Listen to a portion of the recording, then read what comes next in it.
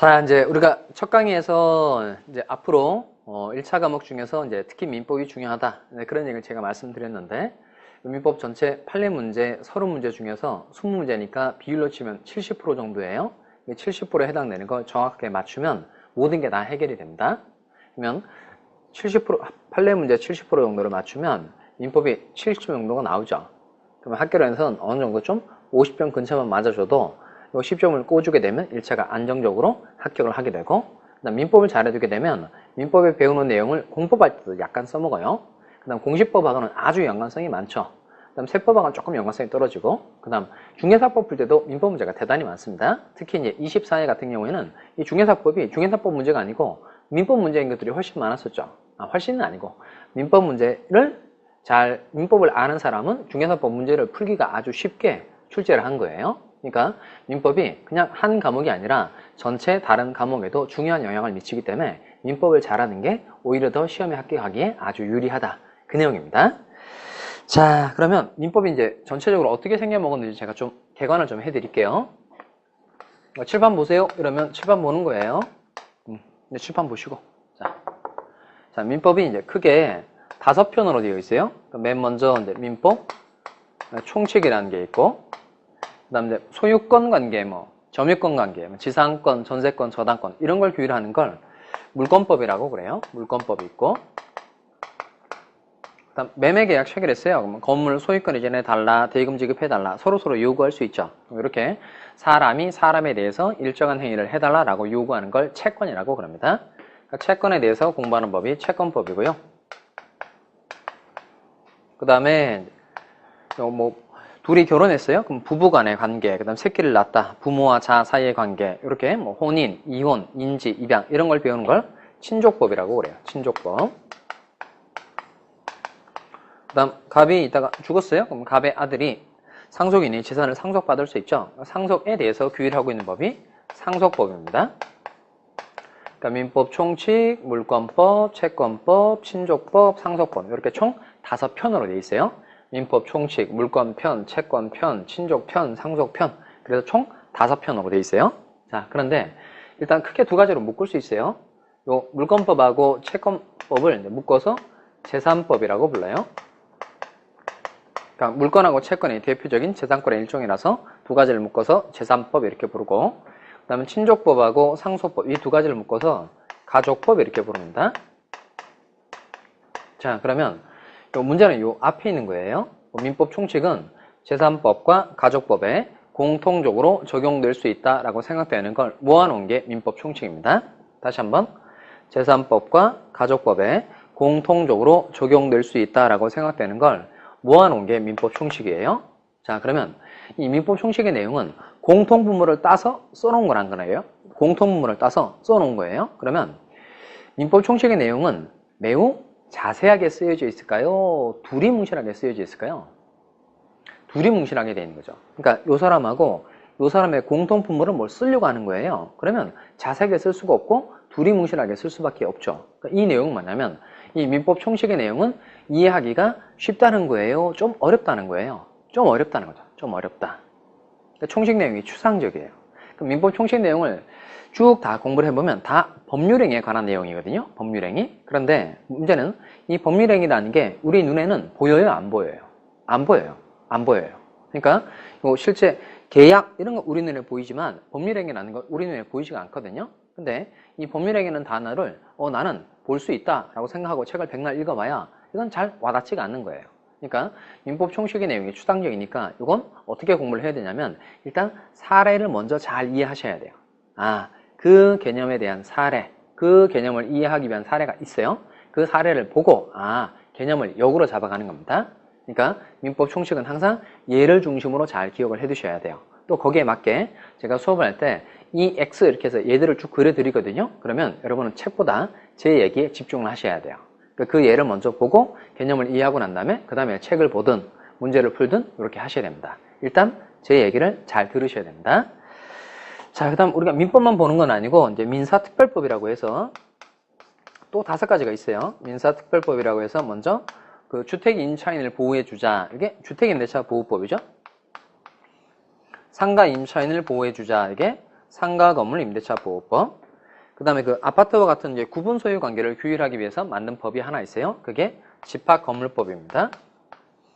그 다음 매도담보, 양도담보, 가등기담보 이런 걸 규율하기 위해서 대표적으로 갑이 3억짜리 건물을 가지고 있는데 을에게 1억 원을 빌렸어요. 그리고 3억 원짜리 건물에 대해서 을에게 소유권 이전기를 해주면 양도담보, 가등기를 해주면 가등기담보 이렇게 부릅니다. 그러니까 실거래계에서는 민법에 규정하고 있는 저당권 제도하고는 달리 다른 담보 형태를 많이 활용을 했는데 이 비전형 담보를 규율하기 위해서 만든 법이 가등기 담보 등에 관한 법률입니다.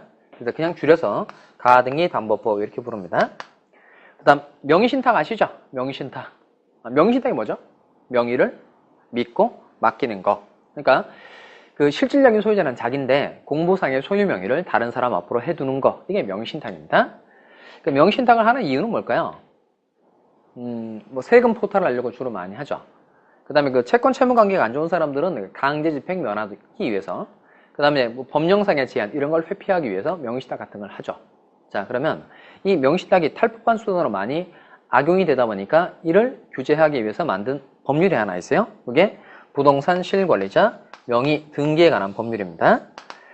자, 그러면 그 전체 이제 민법 총칙 중에서 다 시험 범위는 아니고 법률행위 부분만 시험 범위예요. 그런데 여기서 보통 8문제 납니다. 8문제. 그런데 요 최근에는 민법 총칙의 문제를 10개씩 내요. 10개씩.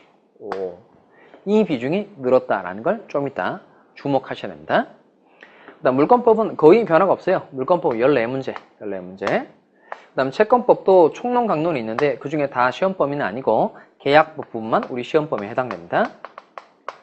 계약법에서 12개 출제가 되는데 요 민법 총칙하고 계약법은 개수가 거의 유사해요.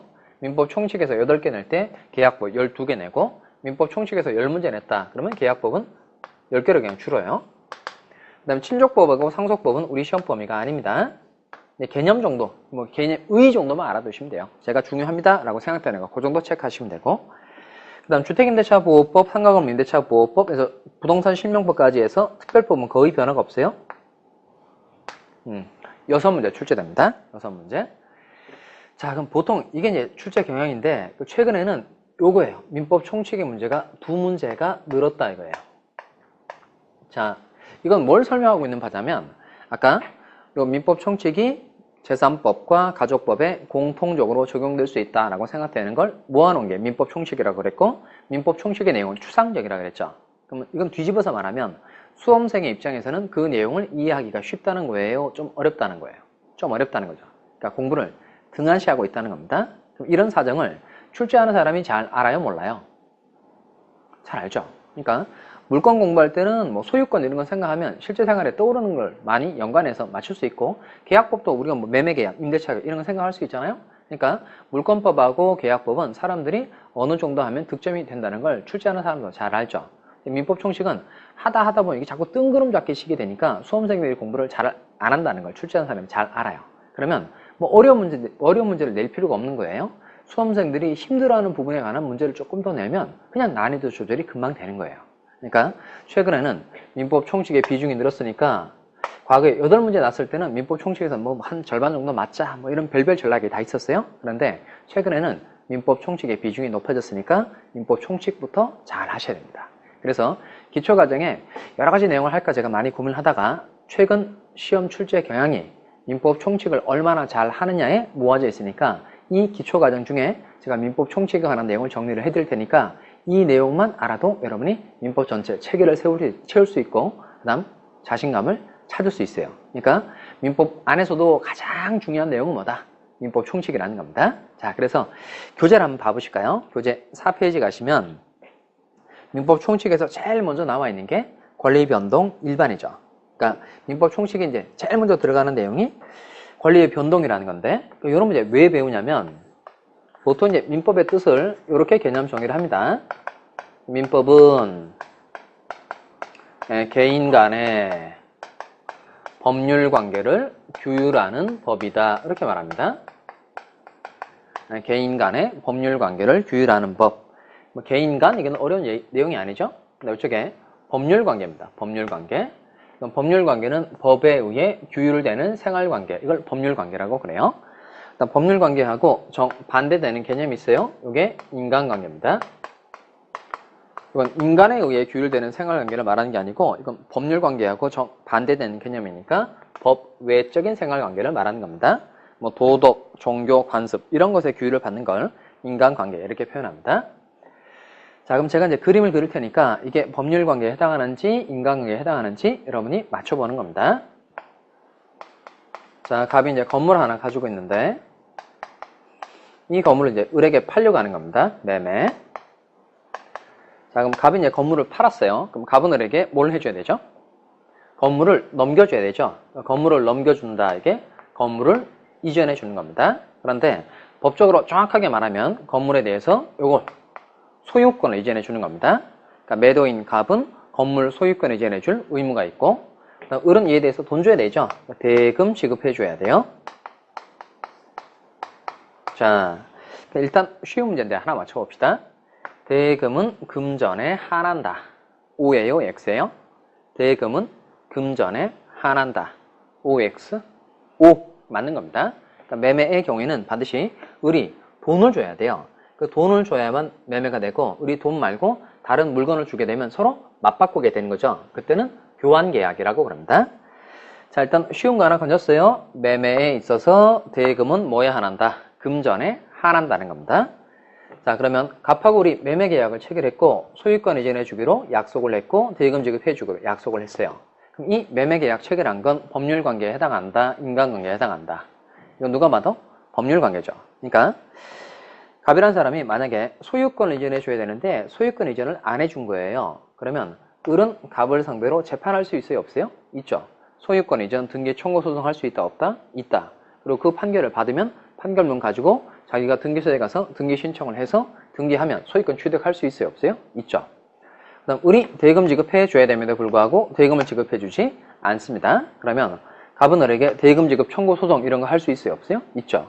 그럼 판결 없고 을이 가지고 있는 부동산에 대해서 경매 청구를 해서 경락이 이루어지면 채권의 만족을 얻을 수 있다? 없다? 있어요. 그러니까 이 법률관계는 중요한 특징이 법에 의해 규율되는 생활관계이다 보니까 법 규범의 특성상 어느 일방이 의무를 이행하지 않았을 때 강제적으로 이행하게끔 할 수 있다? 없다? 있다는 겁니다. 자, 그래서 법률관계는 뭐가 있다? 강제성이 있다. 이거예요. 다시 법률관계는 뭐가 있다? 강제성이 있다. 자, 그 다음에 이번에는 갑이 늘 두는 예인데요. 갑이 이제 아버지예요. 아버지고 을이 이제 아들입니다. 근데 아버지가 아들에게 그 생일 선물 10만 원짜리 하나 사주기로 했어요. 뭐 레고 하나 사주기로 했다고 칩시다. 자, 그러면 아버지가 아들에게 생일 선물 사주기로 약속을 한 건 법률관계예요? 인간관계예요? 이건 여기에 대한 인간관계. 근데 이게 그 법률관계가 되면 오히려 더 이상해요. 만약에 생일 선물 10만 원짜리 사주기로 약속한 게 법률관계라면 아버지가 안 사줬어요. 그럼 이게 법률관계라면 아들이 아버지를 상대로 재판할 수 있다는 뜻이잖아요. 10만 원짜리 손해배상 청구할 수 있다는 뜻이고 판결 얻고 난 다음에 아버지가 가지고 있는 아파트 경매 청구해서 경락이 이루어진 경우에 채권의 만족을 얻고 이런 건 오히려 상식에 더 반하죠. 그러니까 아버지가 아들에게 생일 선물 사주기로 한 건 이건 법의 규율을 받는 거하고는 아무런 상관이 없는 무슨 관계다? 인간관계라는 겁니다. 그러면 인간관계는 법 외적인 생활관계를 말하는 거니까 인간관계에 기한 약속을 어기더라도 강제적으로 이행하거나 손해배상을 청구할 수 있다? 없다? 없다는 거죠. 그래서 인간관계는 한마디로 말하면 이거예요. 뭐가 없다? 강제성이 없다는 겁니다. 법률관계는 뭐가 있고 강제성이 있고 인간관계는 강제성이 없습니다. 자, 그럼 우리가 앞으로 이제 쭉 배울 내용은 법률관계에 대해서 공부를 하려고 하는 거예요? 인간관계에 대해서 공부를 하려고 하는 거예요? 법률관계입니다. 교과서 1페이지에서부터 끝페이지까지 다 법률관계에 관한 내용을 공부를 하는 겁니다. 자, 요거 하나 이제 읽어볼까요? 읽어봅시다. 그러면 같이 읽어보는 거예요. 자, 민법의 뜻은 뭐다? 개인 간의 법률관계를 규율하는 법이다. 다시 개인 간의 법률관계를 규율하는 법이다. 그리고 법률관계는 어떤 중요한 특징이 있다? 강제성이 있다. 그거 기억하시면 되겠습니다. 자, 그런데 이제 이 법률관계라는 게 그냥 만들어지는 건 아니고 일정한 좀 순서를 거쳐요. 법률 관계가 그냥 만들어지는 것처럼 보여도 일정한 이제 순서라는 걸 좀 거칩니다. 제가 이제 칠판에 매매 계약을 써놨으니까 이 매매 계약 가지고 좀 설명을 해봅시다. 자, 이제 매매 계약 체결하는 걸 좀 단계별로 나눠서 좀 살펴보자 이거예요. 자, 계약이 이루어지려면 먼저 갑이라는 사람이 내가 가지고 있는 건물을 1억 원에 팔 테니까 네가 사라 이렇게 말을 하죠. 그럼 갑이 내가 가지고 있는 건물을 1억 원에 팔겠다라고 을에게 얘기를 했어요. 갑이 이제 의사표시를 한 거죠. 그러니까 팔 테니까 네가 사라. 이건 청약이에요, 승낙이에요? 청약이죠. 갑이 청약에 의사표시를 한 겁니다. 그리고 을이 그래 좋다 1억 원에 사겠다라고 을이 얘기를 했어요. 그러니까 을이 말을 했다. 이게 의사표시를 했다는 겁니다. 그럼 갑이 한 청약에 대해서 을이 딱 들어맞는 승낙을 해준 거죠. 자, 그러면 청약과 승낙의 의사표시가 합치가 되면 갑과 을 사이에서는 매매계약이 성립하게 됩니다. 청약과 승낙의 의사표시가 뭐가 되면? 합치되면 매매계약이 성립합니다. 매매계약이 성립하면 갑은 이제 을에게 건물 소유권을 이전해 줘야 되죠. 그 다음에 을은 이에 대해서 대금 지급해 줘야 됩니다. 매매계약 체결하는 걸 제가 이제 단계별로 나눠봤어요. 자, 그러면 이 매매계약은 무엇과 무엇으로 이루어져 있죠? 요거 청약의 의사표시와 승낙의 의사표시로 이루어져 있죠. 자, 그 다음에 매매계약을 체결했기 때문에 갑은 을에게 대금 지급 청구할 수 있게 되었고 매매계약을 체결했기 때문에 을은 갑에게 건물 소유권 이전 등기를 청구할 수 있게 되었답니다. 자, 다시 매매계약은 무엇과 무엇으로 이루어져 있다?